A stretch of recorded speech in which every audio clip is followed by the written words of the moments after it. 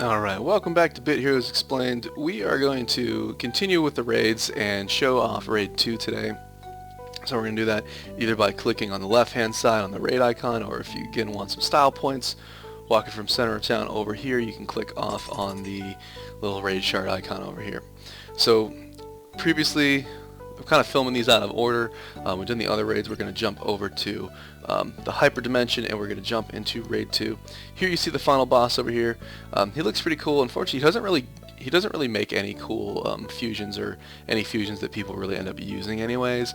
But he does drop some pretty cool gear, and this shows the cosmetics that you can get from him. But as you're passing through, of course, raids are one of the best ways to get experience in the game and to get loot, so definitely worth your time. If you are in that tier, you definitely want to make sure that you're doing your raids. I always talk about it that there's different difficulties. The experience per difficulty is the same, so if for some reason you can't do heroic, you're still getting the same experience regardless. There is no bonus there. The difference is that in the items you're going to get a higher multiplier. This is going to multiply against all the other item find that you have. Everything else is added up and then multiplied by this. Same thing with the capture rate, but the difference is that the heroic zone is the only zone that will drop any mythics and that will drop any set items. And so mythics and set items are the most powerful items in the game. That's really valuable when you are in the the final tiers of the game.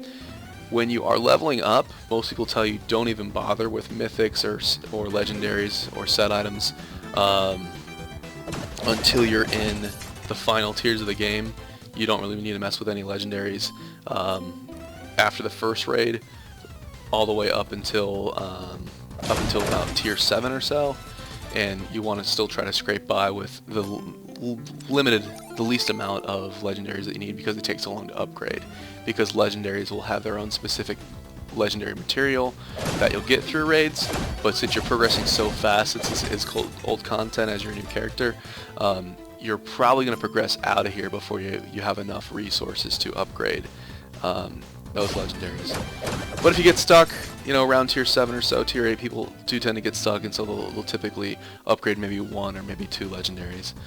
As we're going through here, again, this is old content, so I'm not going to talk about the attacks of each of the familiars in here, just because it's so easy to breeze through here with a couple friends. But you will see some of these familiars. So you saw that kind of like bird-like looking creature.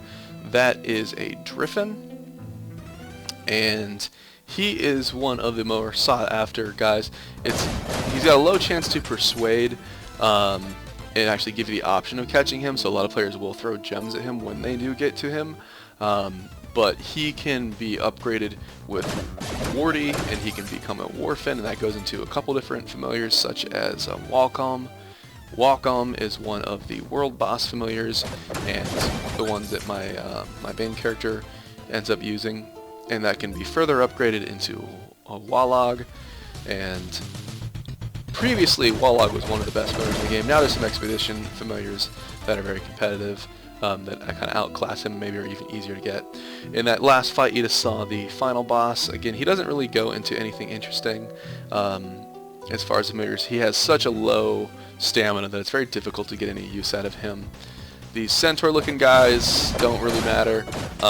The purple guys, they can fuse, and they can give you a deflect tank, which you might find some value in as far as PvP, but deflect is not that valuable in PvE, so not that interesting there. So that pretty much wraps up Raid 2.